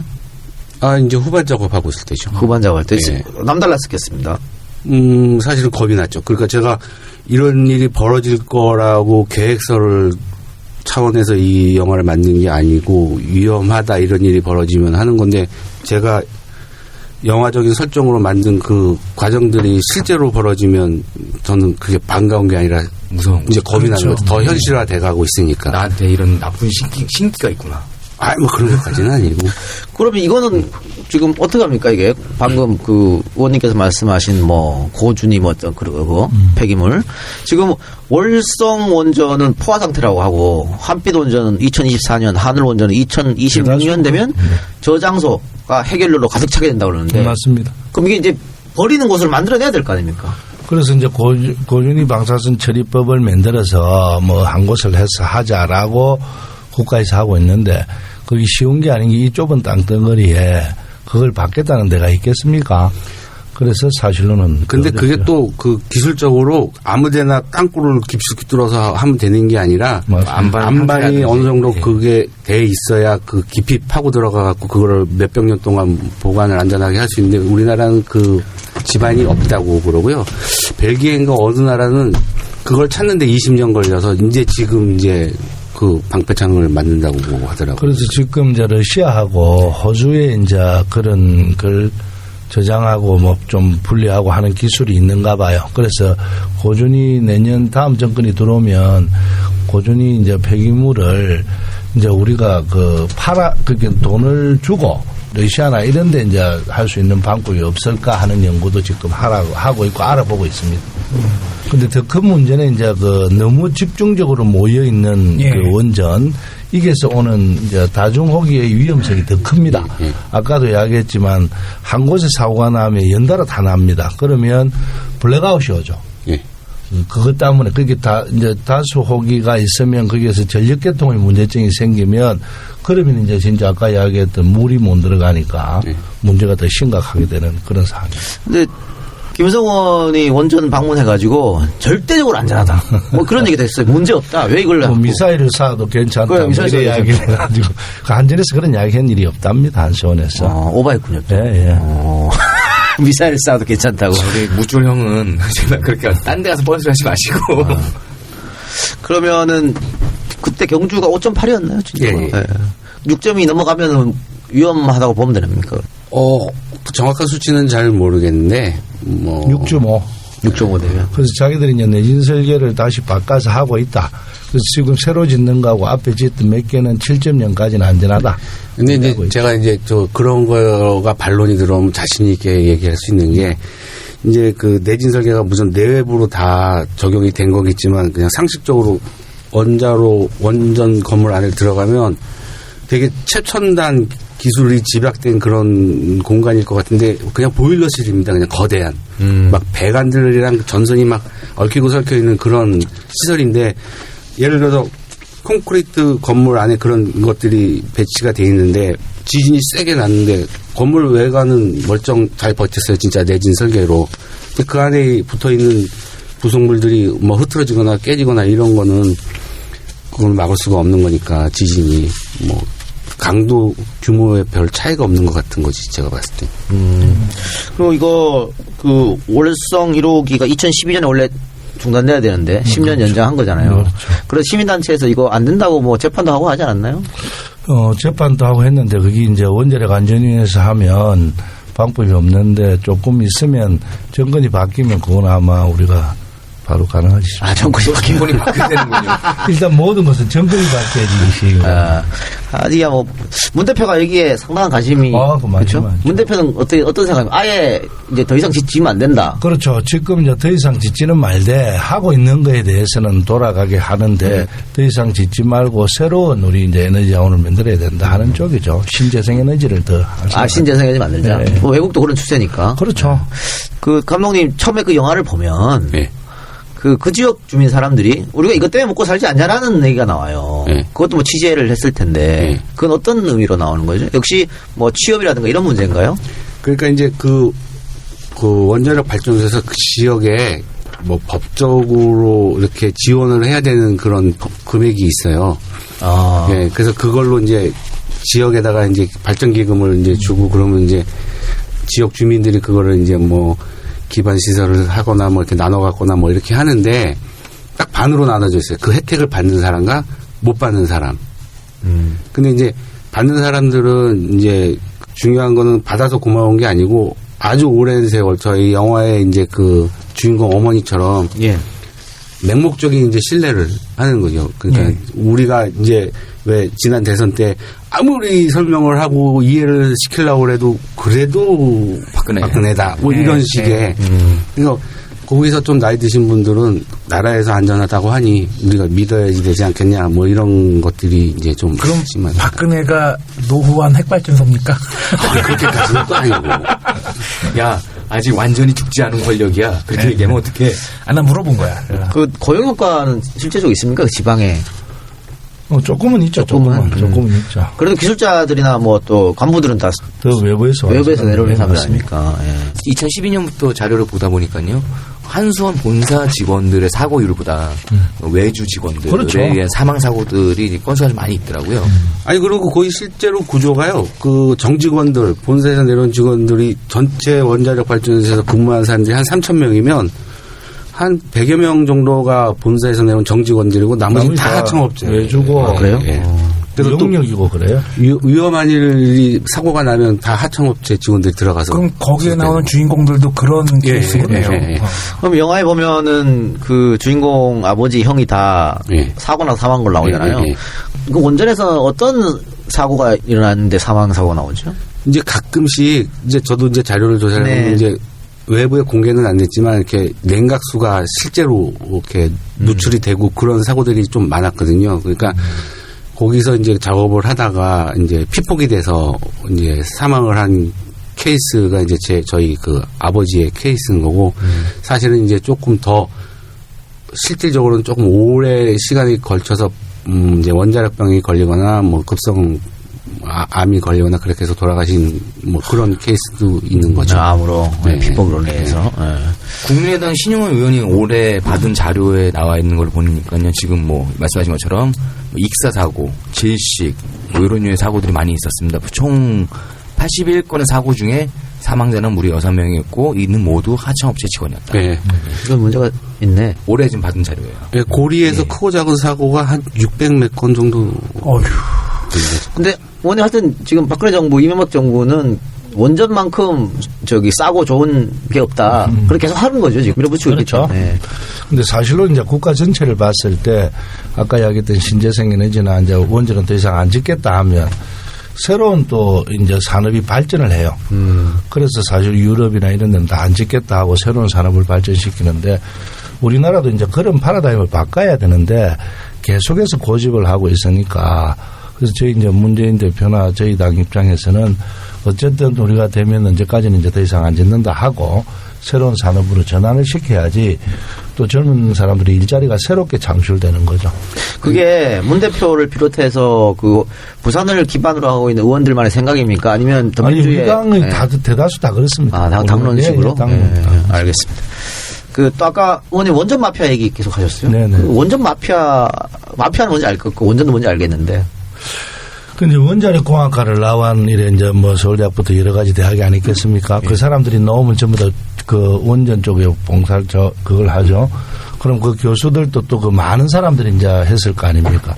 그 원전 한 기를 짓는데 한 4, 5조 정도 듭니다. 그러면 지을 때마다 이제 그것도 있고 또 원자력 안전위원회가 있으니까 그쪽에 있는 위원들도 또 연구 용역을 다 받아요. 엄청난 숫자가 또 건설 쪽도 그래 있죠. 그게 엄청난 숫자가 그게 매달려 있고 그게 저보면 하나의 큰 분야죠. 우리나라의 산업에. 그래서 그거로 먹고 사는 사람이 너무 많아서 쉽지 않았겠다. 우리가 지금 국회에서 그래 떠들어도 오히려 그 소외된 사람들은 우리 쪽 편을 들까 모르지만 그쪽에 관계되어 있고 연구 용역을 받는 교수부터 모든 집단은 다 지능주의자. 원자력을. 그게 쉽지 않다라는 생각을 많이 갖죠. 그리고 전문가들이라고 하는 사람들 보면 이게 재밌는 게 있던데 여러 사람입니다. 정말 여러 사람인데 이 원자력 관계되는 곳에 기관으로 가서 뭔 일을 할 때 하고 외부 전문가들 할 때하고 말이 180도 다르더라고. 외부 있을 때는 지진 날 가능성이 있다. 위험하다. 대비해야 된다. 그리고 안으로 들어가면 괜찮다. 이렇게 바뀌더라고. 근데 자기들이 또 그 용역을 받아서 또 합니다. 또 하니까 나 참 악순환이네. 네. 이런 사람이 지금 내가 자료가 한 20명쯤 돼요. 그래 원자력 위원들이 이 연구 용역 받은 사람들이 몇백억씩 이래가지고 한 1인당 한 20몇 억씩 원자력 안전위원회에 있는 사람들이 원자력 진행하는데 연구 용역을 받아서 한 사람들도 너무 많아요. 그 영화 얘기 조금 더 해보면, 저는 솔직히 경상도 사람으로서 사투리가 불편했어요. 예, 그건 좀 봐주십시오. 뭐 이도저도 아니고 뭐 이게. 그래서 원래는 그 지역 그 사투리를 배우려고 그랬는데 이제 지역이 바뀌면서 그냥 그 동남권 지역의 어느 지역 이렇게 그리고 또 그 사투리가 어려운 게 같은 부산도 해운대가 틀리고 그 안에 기장이 틀리고 막 그러더라고요. 틀리죠. 그리고 부산도 다르고요. 거기로 올라가도 다르고 강원도 또 다르거든요. 근데 이제 그게 막 다 섞인 것 같더라고. 그래서 그 배우가 그걸 어떻게 하냐고. 그러니까 이 작가가 영화 끝났다 나오면서 고개를 갸우뚱이 하길래 너 왜? 했더니 사투리가 어디 거냐 저게. 사투리 잘하시는 분이 서울말을 쓰시더라고요. 영부인으로. 무슨 말인지 근데 각자 그 현장에서 내가 부산 출신이라고 그러면서 사투리를 막 가르쳐 주잖아요. 여기서 듣던 거랑 또 더 달라. 저 사람이 와서 가르치는 거 다 틀리니까 배우는 막 헷갈리는 거지. 네, 그럴 수도 있죠. 그리고 저 마지막에 이제 그 하이라이트 장면이기도 하죠. 부상자 구해내고 뭐 소방관들이 헌신하고 뭐 자기 생명을 바치고 그거 너무 길지 않았나 심파가. 그런 생각을 했어요. 이 심파가 너무 길다 이거. 그거는 다 생각을 하긴 했는데. 좀 곤란한가 봐요. 아니. 그 고민을 했긴 했는데. 또 아예 안 할 거면 안 할 거지. 거기서 가족들한테 누구는 하고 누구는 안 하고 이런 것도 좀 문제가 있고. 대신에 이제 배우한테 조금 압축해서 좀 빠르게 좀 하자라고 이제 얘기는 했는데. 촬영장에서 그때 그 김남길 씨가 한 3일을 굶었어요. 그 씬을 찍기 위해서. 그래서 완전히 탈진한 상태에서 그 세트 안에 저장소조 안에 들어가서 카메라만 여러 대 세팅해놓고 저희 나가 있었거든요. 그러니까 혼자 이제 풀테이크로 쭉 찍는 거죠. 그리고 쓰러지고. 한 번 더 합시다 그러고 하고 쓰러지고. 그래서 한 3번을 찍었는데 되겠다 싶어서 이제 그만하려고 그랬는데 마지막으로 한 번 힘이 남아있으면 마음껏 하고 싶은 대로 해봐라 그랬더니 그 전에는 이제 자꾸 줄여야 된다는 이제 강박관념이 있으니까 좀 힘들었는데 편하게 진짜 그 느낌대로 막 길게 막 호흡하고 막 헐떡대고 막 이렇게 하면서 하는데 편집실에서 보니까 그게 제일 좋더라고요. 그리고 그 CG 작업은 굉장히 어려웠을 것 같기도 해요. 거의 다 아마 CG가 들어갔을 것 같아요. CG가 많이 들어갔어요.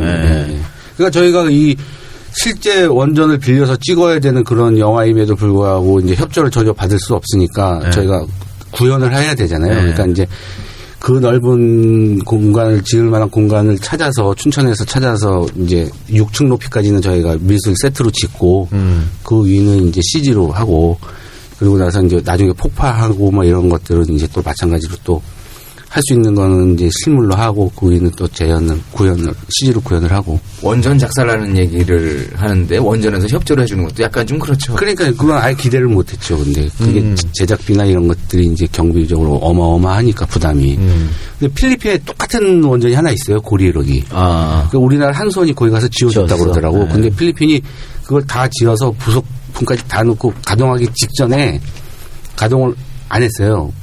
그리고 그거를 이제 아까우니까 관광 상품으로 팔고 있더라고. 그러니까 관광객들 이렇게 지나가면서 보게. 그래서 저희가 협조 공문을 보냈죠. 거기서 촬영할 수 있게 해달라고. 그랬더니 한수원 허락받고 오라고. 또 그런 게 있군요. 그것도 그래요. 그 완전히 한수원을 신처럼 모셔요. 그 필리핀 그쪽 사람들은. 근데 CG가 굉장히 잘 만들었던데요. 아이고, 표시 안 나고. 그게. 진짜 표시 안 났어요.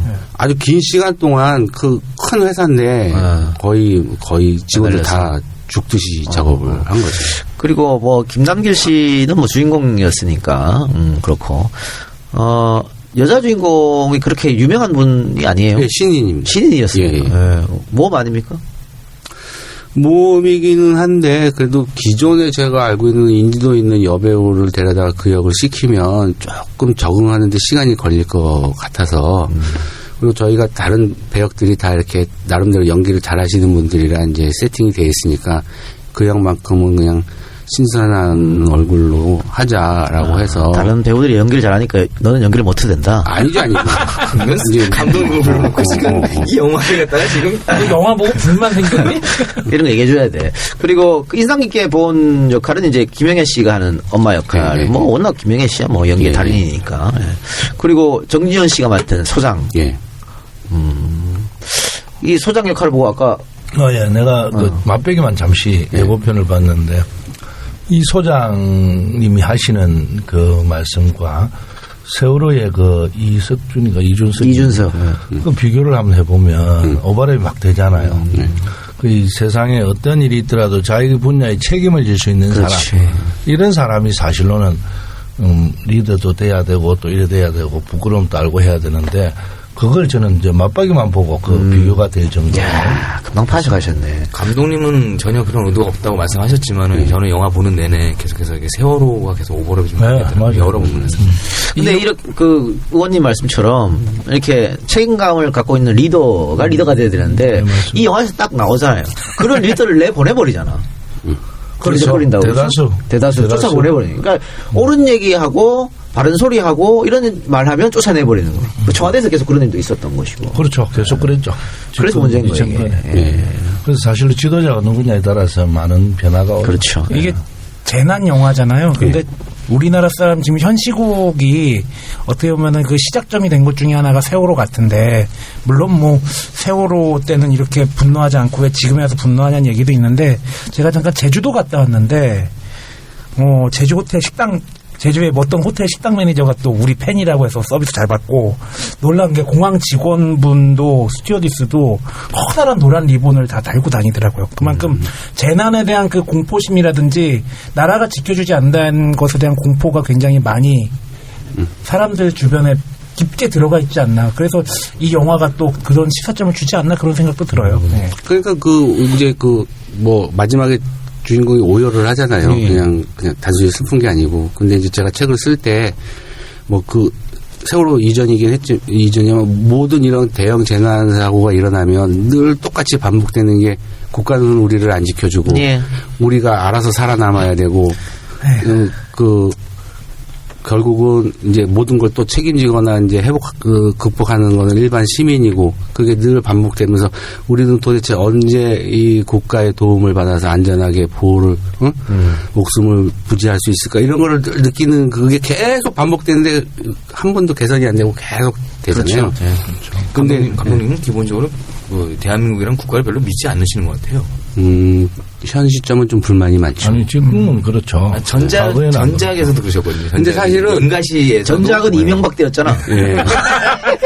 근데 사실은 우리가 좋아하는 정권 때도 사실은 대처 방법이 지금이랑 다르게 이제 솔직하게 미안하다, 막 적극적으로 나서서 그런 거는 있지만, 안전에 관련된 이런 대응 시스템은 체계적이고 막 구체적이고 원하라고 그러지는 않았죠.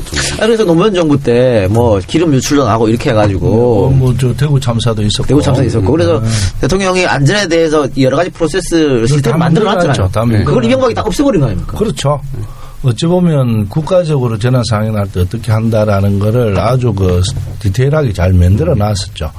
근데 그게 사람에 따라서 안 되잖아요. 아까 박재 의원님이 말씀하셨듯이 리더의 중요성 얘기가 나오는데, 영화상에서 보면은 리더가 지금 인해 장막에 가려져 있다가 인해 장막을 걷어내면서 바뀌는 장면이 나오고, 또 그 소장으로 정진영 씨 역할도 리더의 중요성을 많이 보여줬고, 굉장히 리더를 많이 중요하게 생각하시고, 리더가 제 역할을 하지 못하면 또 국민들이 이 역경을 스스로 헤쳐나가야 된다는 말씀을 많이 하고 싶으셨던 것 같아요. 그러니까 이제 소장님의 박 소장이라는 발전소장님을 통해서 하고 싶은 얘기는 이제 책임감에 관련된 거였고, 대통령에 관련된 얘기는 이제 제가 지금 이 현실의 제일 불만이, 이 통치자들이 국민 목숨을 너무 하찮게 여기는 거. 그러니까 그 사람들 눈엔 우리가 세금 내는 개체수 이상 이하도 아닌.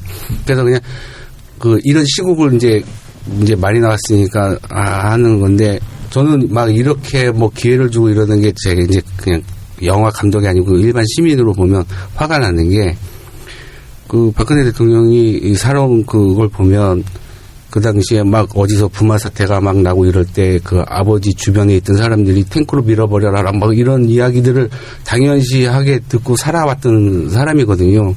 그러니까 그 사람이 지금 그게 많이 변해서 국민을 소중하게 생각하거나 그러겠어요. 그렇게 했으면 이런 일도 안 벌어졌겠지. 그러니까 일본 같은 경우 얼마 전에 지진 났을 때 아베가 외국에 나가서 이런 지하에 자기가 딱 취소하고 딱 성명을 발표하면서 빨리빨리 대처를 한 모습이나 또는 부시가 9.11 테러 났을 때 하는 모습이나 이거는 누구나 어느 지도자가 돼도 해야 될 의무입니다. 그게 책무고. 근데 이제 이번 정권이나 뭐 앞에 정권이나 그런 것보다 너무 대체하는 것이 너무나 미흡하고 또 그 주변 사람들도 그 영화 잠시 보니까 뭐 대통령은 옳게 하려고 하는데 주변에서 다 경제 논리를 너무 많이 따지는 것이기도 하고 그러는데 세상은 경제보다 더 중요한 게 사람이거든요. 그래서 지금 우리나라도 그런 시스템을 빨리 도입해야 되고 저희들도 이제 원전에 관해서 제가 국회에 있으면서 가장 관심 있는 부분이고 제가 또 가장 많은 질의하고 법안도 내고 있는데 최고 중요한 건 안전입니다. 그래서 아무리 강조해도 지나침이 없어서 제가 한수원 사장 한전에도 이제 그 원전에 내가 고리 원전도 몇 번 갔어요. 가면서 그 사람들이 무슨 죄가 있어요. 아무리 이야기해도 위에서 안 되는데 그 위에서 지시 안 오면 아무것도 그렇죠, 못해요. 그렇죠. 네. 그래서 내가 그분들한테 가면 여러분들 참 산업의 여건이고 고생했다. 근데 어쨌든 여러분들이 할 수 있는 안전만 좀 신경 써도 나머지 내가 위에서 이야기할게. 이 장면도 영화에 나옵니다. 아, 그래요? 자, 그리고 여기 또 불만이었던 점. 그 영화에서 이경영 씨가 이제 실세 총리로 나오고 대통령을 좌지우지하는 이게 사실 대한민국에서 총리는 핫바지인데 바지 사장이고 비서실장을 했으면 탁 좋았을 텐데. 아, 솔직히 이 얘기 해도 되나? 했어요. 네. 원래 비서실장이었는데. 비서실장이었어요? 왜냐면 2013년도에 시작하셨다니까. 그때 딱 비서실장이죠. 그때는 지금 김기춘 지금 왕실장이야. 진짜 실세라고 이렇게 다들 알고 있었어요. 네. 그래서 그거에 대한 부담감 때문에. 그러니까 제가 뭐 비서실장을 막 까고 뭐 이런 영화를 만드는 게 중요한 게 아니고 대통령이 이렇게 외통수로 이렇게 왕따 당하는 그 상황만 만들면 되니까 총리로 설정을 한 거지. 헤어스타일을 딱 보고 딱 그분인 것 같았어요. 아니, 그런 의도는 없었어요. 아니, 뭐 뜬금없는 얘기인데 요새 박지원 의원이 별명이 목포 김기춘이더라. 목포 김기춘. 욕 많이 얻어먹고, 그래가지고 오일날 하자 그런 거야. 욕 많이 얻어먹어가지고. 그래서 어쨌든, 이 영화를 많이 봤으면 하는 바람을 만들었을 테고, 그래서 또 뭐 이재희 출연 요청도 하셨던 거 그럴 텐데, 이 영화를 보고 어떤 걸 좀 느꼈으면 좋겠습니까, 관객들이? 그러니까 지금 제가 알고 있는 현실은 지금 우리나라의 원전에 관련된 현실이 이렇다는 걸 제대로 알고 있는 국민은 별로 없다고 없습니다. 봐요. 진짜. 그러니까 제가 뭐 지금 당장에 무슨 탈핵이거나 뭐 이런 이야기를 주장하거나 선동하고 하고 싶어서 이런 얘기를 하는 게 아니고 현실은 이러하니 이제 관심을 가지고 또 뭐 참여를 하거나 뭐 어떻게 막 논의가 돼서 지금 시작해도 좀 늦은 감이 없지 않아 있으니까 더 늦기 전에 빨리 뭔가 이렇게 대책을 마련하고 그리고 이제 지금 시국에서도 확인이 되고 있지만 많은 대중들이 관심을 가지고 그거에 대해서 막 이렇게 참여를 하고 그러면 이제 정치권에서 또 그거에 대해서 또 맞춰서 움직여주고 뭐 이런 그런 좀 바람직한 건전한 모습들이 이제 진행이 되니까 저희 이 영화도 되도록이면 이제 뭐 돈을 많이 벌고 이거를 떠나서 좀 많은 분들이 봐서 원전에 대한 어렵지 않거든요. 검색만 해보면 막 현황이 그래도 대충 쭉쭉쭉쭉 나오거든요. 그러면 이제 관심 가지고 그냥 뭐 이러면 안 되지 않느냐 뭐 이런 토론도 하고 그러면 이제 의원님 같은 분들이 이제 더 본격적으로 나서주시고 마지막 영화 다 끝나고 엔딩 크레딧 올라가기 전에 자막이 올라가잖아요. 네. 거기서 하고 싶은 말이 있었을 것 같아. 근데 거기서는 뭐였죠? 지금 아직도 건설 중인 게 많이 있다 뭐 이런 식으로 나온 것 같은데. 이 영화가 되게 조심스러운 게 뭐 어떻게 하자, 어떤 방향으로 가자라고 이렇게 그런 것들을 이렇게 언급을 하면 관객들이 조금 거북스러워하죠. 이렇게 선동하는 것 같아서. 그러니까 정확히 그냥 저희는 이런 정보만 제공을 해드리고 그 다음 몫은 이제 느끼시는 관객들 나름대로의 그 몫이다 이렇게 넘기는 그런 차원에서 자제를 하는 거죠 저희는. 그 얘기는 우리가 하면 되지 뭐. 우리가 뭐라고? 네? 우리가 뭐라고? 선동은 우리가 하면 되지 뭐. 근데 이제 신고리 오르코기가 이제 우리가 국회의원 되고 나서 얼마 안 있다가 원안위에 통과가 됐어요. 근데 사실은 이제 고리에 한 기를 지어 놓으면 원전을 다른 데 지으려면 주민들이 다 반대를 하잖아요. 그렇죠. 그 옆에 땅을 사요. 그래서 계속 짓는 거예요. 그래서 10기가 이제 오르코기까지 들어오면 10기인데 고리에만. 그래서 오륙호기를 지으면 안 된다라고 그래 우리가 떠들고 반대해도 원안위에서 결정을 해버려요. 왜냐하면 원안위가 9명이 구성원인데 이제 우리가 2명만 추천할 수 있어요. 나머지 대통령, 여당 2명 뭐 이래갖고 이제 돼 있는데 그리고 뭐 과반수 이상이니까 무조건 찬성이 되는 거죠. 우리 2명은 빠져버리고. 그래서 오륙호기가 이제 짓는데 그 전력 그 수급 그 현황에 이 계획에 잡히기만 하면 일단은 땅은 살 수 있어요. 이제 옛날에 우리나라가 개발도상국 뭐 박정희 때 법을 만들어 난 건데 전력은 계속 수요가 필요하잖아요. 국가가 발전할수록 7%, 8% 성장할 때. 그 법을 그대로 갖고 있어요. 그래서 전력 수급 계획에 딱 들어가는 순간 원전은 이제 그 옆에 땅을 삽니다. 우선. 공사는 이제 허가가 나야 하고. 그 땅굴은 파요.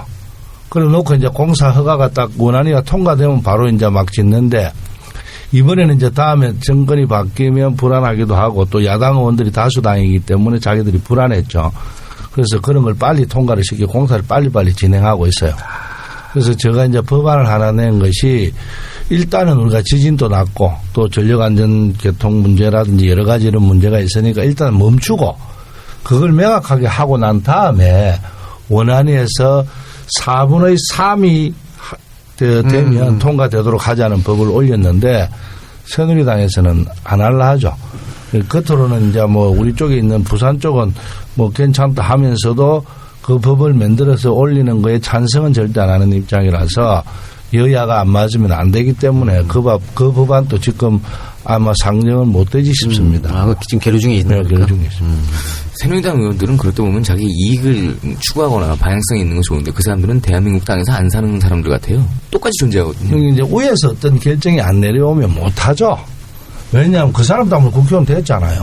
뭐 대다수가. 그분이 어떤 사람인가를 뻔히 알면서도 자기들 권력을 잡기 위해서 자기들이 국회의원 되려고 모른 척 한 거죠. 사실은 모른 척 한 거 아닙니까? 그 영화에서는 하여튼 좀 사태가 심각해가지고 굉장히 많은 국민들이 피난 가는 걸로 나오지 않습니까? 근데 어느 정도 이렇게 사상자가 생긴다고 어떤 시나리오를 그려놓고 이렇게 썼을 거 아니에요? 그 상황에 따라서 이제 사망자 수의 수치는 뭐 이제 어떻게 예측이 될 수 있겠는데 그냥 제가 이제 봤을 때 이 영화에 이제 적용을 하려고 그러게 사실 폭발을 하면 방사능에 이제 피폭되는 것도 위험한데 그게 또 치명적이고 근데 제가 봤을 때 우리나라 현실상 피난민들이 길거리로 쏟아져 나오면 그 혼란 상황이 더 심각할 것 같이 보였거든요. 다 북쪽으로 올라오려고 다 몸부림을 칠 거니까. 뭐 차로 갑니까? 뭐 어떻게 걸어가야지. 그리고 그 도로 뭐 이런 것들이 다 이제 이렇게 마비되겠죠. 마비되고 그러면 이제 또 중요한 거는 이제 인명 피해도 꽤 크지만 거기 모든 산업시설이 거의 다 집중되어 있거든요. 그 동네에. 울산 이쪽. 그럼 이제 경제도 마비가 되는 거고. 그러니까 뭐 제가 이제 막 구체적으로 오래돼가지고 이제 기억은 잘 못하는데 일본은 지금 한 251조인가 그 정도가 그 후쿠시마 그 복구 비용으로 든다고 하는데 저희는 그거보다 더 들거나 뭐 그렇게 되겠죠. 우리나라 고리에 사고가 나면 일본 NHK가 먼저 와서 한답니다. 왜냐하면 가까우니까. 그런데 우리도 지금 위험한 게 지금 중국이 지금 100기를 갖다가 이 해변가에 있어요. 근데 그 폭발하면 우리나라로 바로 와요. 바람에 의해서. 바람에 의해서. 늘 하는 얘기지만 이웃나라 복은 삐인하게 없습니다. 그러면은 지금 야당의 보관은 뭡니까? 지금 그 조건을 만약에 바꾸면 바꿔질 것 같은데 짓고 있는 것도 그냥 올스톱입니까?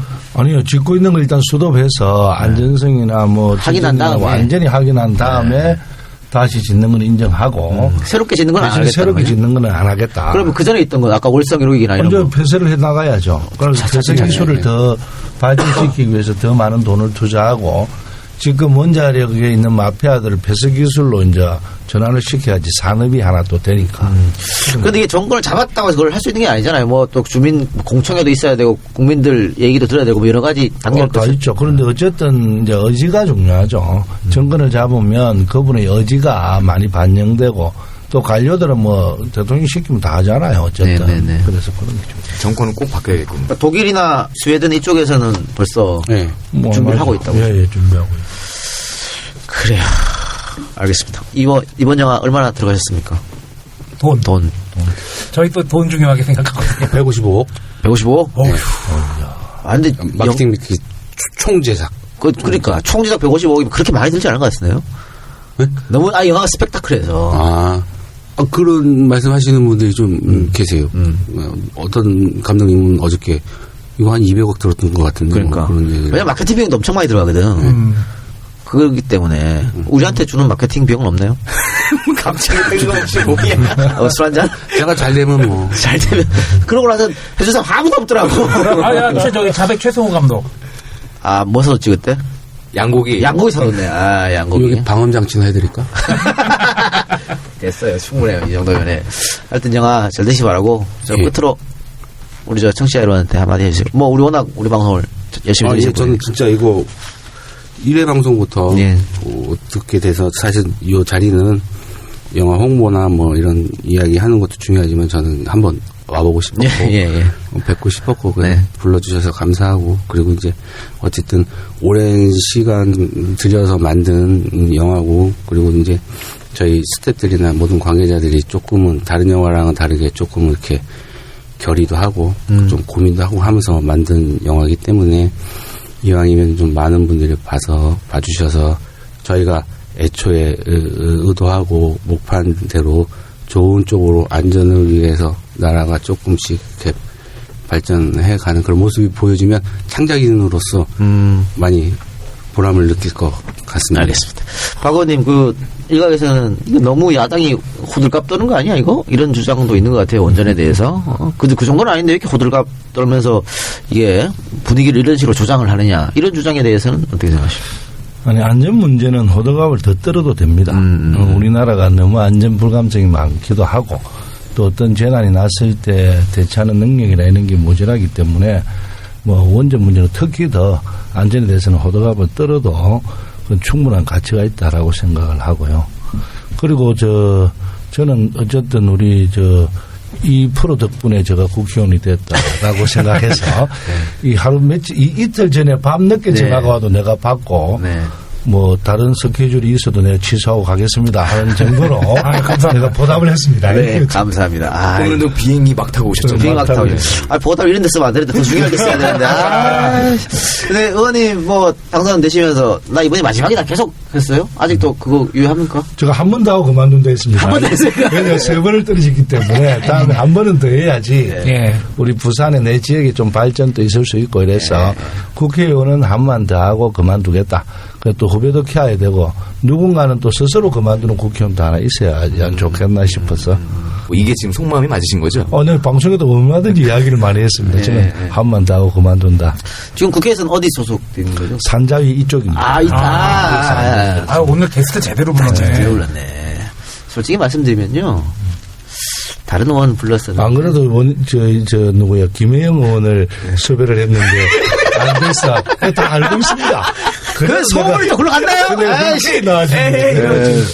아니 김영호 의원도 정말 한번 김영호 의원은 이제 나오지도 못했어요. 한 번도 안 나왔죠. 한 번도 그러니까 진짜 꼭 기회인데 하면서 계속 스케줄 맞추다가 안 됐어.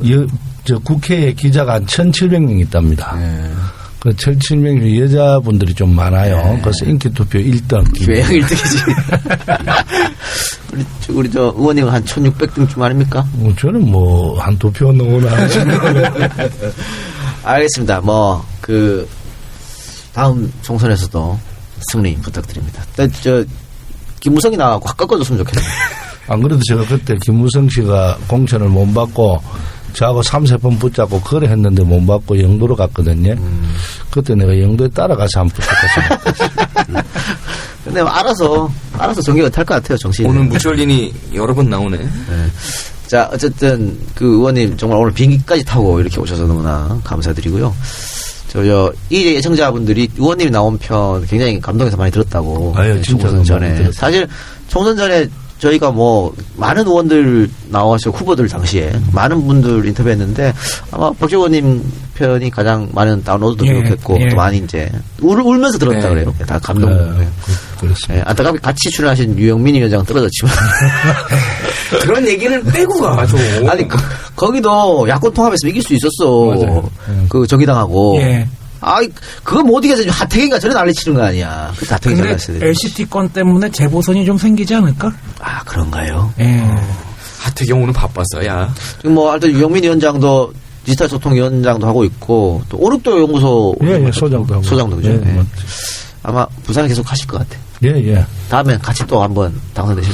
이번에 지금 남아있는 부산 원외위원장님들 아주 열심히 하시고, 탄핵 문제나 이런 것도 아주 열심히 하셔서, 다음에는 뭐 아마 거짓 다 우리가 좀 해야 안 되겠나 생각을 갖습니다. 우리 오창석 위원장은 어떻습니까? 위원장 아닙니다. 위원장 아니에요? 네. 오창석 얘기는 안 해도 돼요.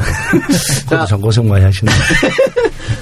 근데 뭐, 우리 의원님께서 창석이를 또 많이 아껴. 그래서 맨날 밥도 막 사주고 하는데, 될성 부른 나무들만 좀 아끼시기 바랍니다. 자, 마지막으로 우리 이렇게 사랑해주시는 우리 이제 애청자분들께 인사 한마디 해주시죠. 시청자 여러분 반갑습니다. 참 오래간만에 뵙습니다. 참 그때 너무 고마웠고요. 그 덕분에 제가 당선을 됐고 지금도 고마움 잊지 못하고 있습니다. 그때 하여튼 10,000원, 20,000원, 50,000원, 100,000원 이런 분들이 전국적으로 들어올 때 제가 참 어찌 보면 감사의 눈물도 흘리고 마음속으로 이 방송의 저 파워도 제가 한번 생각을 했고 그래서 우리 작가님한테 너무 고맙고 그래서 그게 제가 참 보답을 해야 되니까 소신 있게 정치를 하고요. 한 번을 하더라도 소신 있게 하고 또 여러분들이 원하는 정치 뭔가 잘 받들어서 진짜 권력을 탐하거나 또는 국회의원 몇 번 더 되려고 노력하지 않는 진짜 국회의원 한번 해보고 그만두도록 하겠습니다. 열심히 하겠습니다. 네, 고맙습니다. 그리고 2012년 대선 때 문 대표가 후보로 나왔을 때 국회의원들, 현직 국회의원들이 많이 안 뛰었다는 지적이 있었는데 아마 박 의원님은 이번에는 뭐 누가 후보가 됐든 부산에서 꼭 그 정권교체를 위해서 더민주 후보가 당선되도록 많이 좀 띄워주시기 바랍니다. 진짜 최선을 다해야 됩니다. 그리고 뭐 모든 것을 다 바쳤더라도 어쨌든 정권 교체가 돼야지 우리가 꿈꾸는 조금이라도 나아지는 세상, 우리 자식들한테도 덜 부끄러운 세상을 만들어주기 위해서 최선을 다할 것입니다. 그리고 한 번 더 하시고요. 다시 해집하시죠. 그것도 괜찮죠. 해집보다 이제 되고 나면 다음 한 번 더 되고 나서 그만두면 횟집보다는 우동집 이런 걸 좀 해서 반대하면서 근력도 키우고 이런 것도 괜찮지 않느냐. 알겠습니다. 그러면 제가 자주 놀러 가겠습니다. 오늘 나와주신 두 분 감사드립니다. 네, 오늘 한 말 있어요? 지금 어묵한 시대라고 해서 영화판이 좀 불황이다 그런 얘기 나오는데 무연 20만 넘었고요. 내용 좋으면은 오히려 지금 갈증을 풀어줄 수 있는 영화들은 더 많이 올라갈 거라고 생각이 들고 판도라도 그런 영화 중 하나가 될 거라고 생각이 듭니다. 그리고 탄핵도 하고 탈핵도 합시다. 이상입니다. 무연 20만 넘었어요? 네. 와, 그럼 뭐 손익분기 좀 넘겼네. 나 그러면 5초 출연했는데 출연료 줘야 되는 거 아니야? 나는 우리가 공포 영화 같은 거 볼 때 순간순간 공포에 대해서 어느 정도 즐길 수가 있습니다. 저는 이 영화를 보면서요. 이 영화는 공포가 더 왔던 이유는 실제로 이것이 일어날 수도 있을 수도 있겠다 이제는. 그래서 매우 무섭게 봤고요. 아까 뭐 재난 블록버스터 이렇게 얘기했는데 정치 영화라고 봅니다. 2016년 대한민국의 현실을 말해주는 정치 영화다. 여러분들 많은 관심 부탁드리겠습니다. 이상입니다.